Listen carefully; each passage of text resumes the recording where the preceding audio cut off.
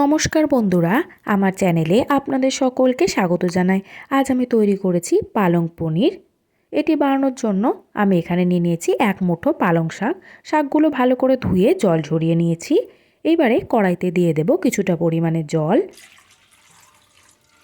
জলটা হালকা উষ্ণ গরম হয়ে আসলে এর মধ্যে পালং শাকগুলো দিয়ে দেব। আমি এখানে গোটায় ব্যবহার করেছি, আপনারা চাইলে শাকগুলো কেটেও ব্যবহার করতে পারবেন। 2 মিনিট মতো ফুটিয়ে নেব। 2 মিনিট ফুটিয়ে নেওয়ার পরে শাকগুলো ভালো করে জল ঝরিয়ে নেব। মিক্সির বাটির মধ্যে জল ঝরিয়ে নেওয়া শাক দিয়ে দেব।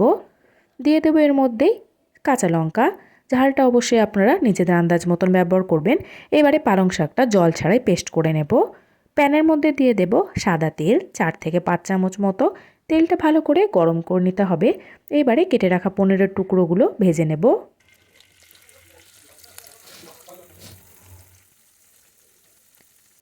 খুব একটা বেশি লাল লাল করে ভাজার প্রয়োজন নেই। এপিট ওপিট উল্টে হালকা করে ভেজে নিলেই হবে। পনিরগুলো ভেজে নেওয়া হয়ে গিয়েছে, তেল ঝরিয়ে তুলে নেব।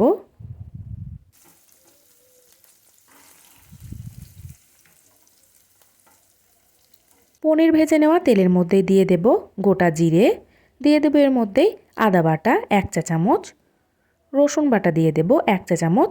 আপনারা চাইলে পালং শাকের সাথে আদা রসুনটা বেটে নিতে পারবেন, তবে আমি এখানে বাটায় ব্যবহার করেছি। পরিমাণ মতো লবণ দিয়ে দেব।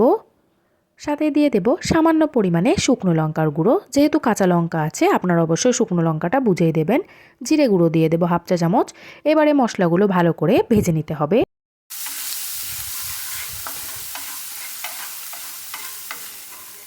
5 মিনিট মতো প্রায় মশলাটা আমি ভেজে নিয়েছি। এর মধ্যেই দিয়ে দেব বেটে রাখা পালং শাক।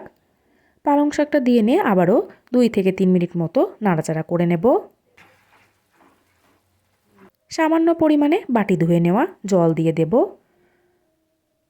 আরও একবার নাড়াচাড়া করে নেওয়ার পরে 5 মিনিট মতো লো ফ্লেমে ফুটিয়ে নেব। দিয়ে দেবো এর মধ্যেই পরিমাণ মতো লবণ, সাথেই দিয়ে দেব ভেজে রাখা পনির।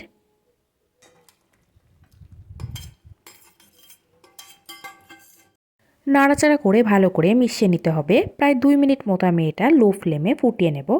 আপনারা চাইলে এই মুহূর্তে ফ্রেশ ক্রিমও ব্যবহার করতে পারবেন, তবে আমি এখানে শুধুমাত্র গরম মশলা গুঁড়োরই ব্যবহার করেছি। আরও একবার নাড়াচাড়া করে মিশিয়ে নেব। পালং পনির একদম তৈরি। আপনারাও চাইলে খুব সহজে এইভাবেই তৈরি করে ফেলতে পারবেন।